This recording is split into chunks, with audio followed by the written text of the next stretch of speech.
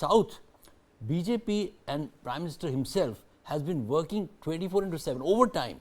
It's like a typical overtime to try and make an impression. I think that hard work will make an impression. Though a lot of people who see BJP purely from the prism of Hindutva, they feel that this plank will not do well in South.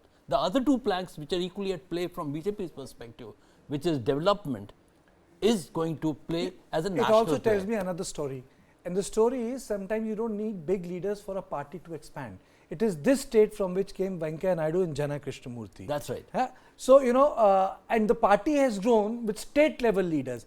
Even the comeback of the Congress, tragically, and pardon me for saying it, happened after that dastardly attack which happened on the leadership, and suddenly you had different people come in. I mean to say, the larger issue is that you don't really require tall leaders to run a state. The district level leaders, state level leaders can take the levers in their own hand and expand the political party. And politics is a 24/7, but it's a very competitive business today. And I'm using the word competitive business. There are no shortcuts there. ये आराम वाला रास्ता नहीं है. इसमें आपको काफ़ी मेहनत करनी पड़ती है. Because there are so many stakeholders, expectations of the voter have increased, expectations of everyone involved in the system is on the rise. But there's another story here. Reni, is it end of the road for the left in this country? They have a tough time. They are being replaced as an opposition in West Bengal. I'll come to West Bengal a little later because I don't want to really spoil the fun. That is why I've kept West Bengal bang at the end of the show.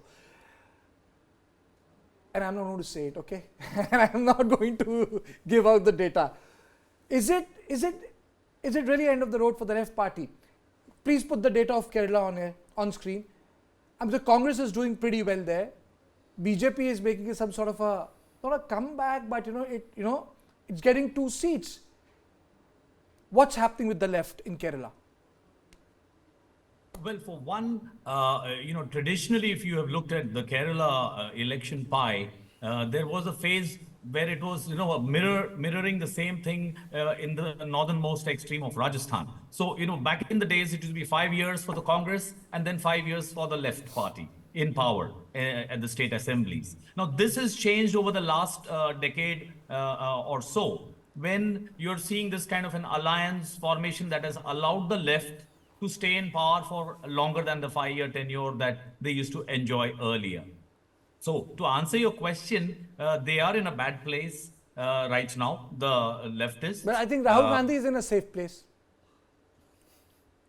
So, therefore, but over there, the left has been able to tie up a lot of ground level situations in its favor. They kind of rule the roost because of how they have set up this whole ecosystem and social infrastructure, be it the appointments on universities that came in for a serious controversy with the governor taking issue with the government of the day. And so to write off anybody politically is not a very simple thing to do.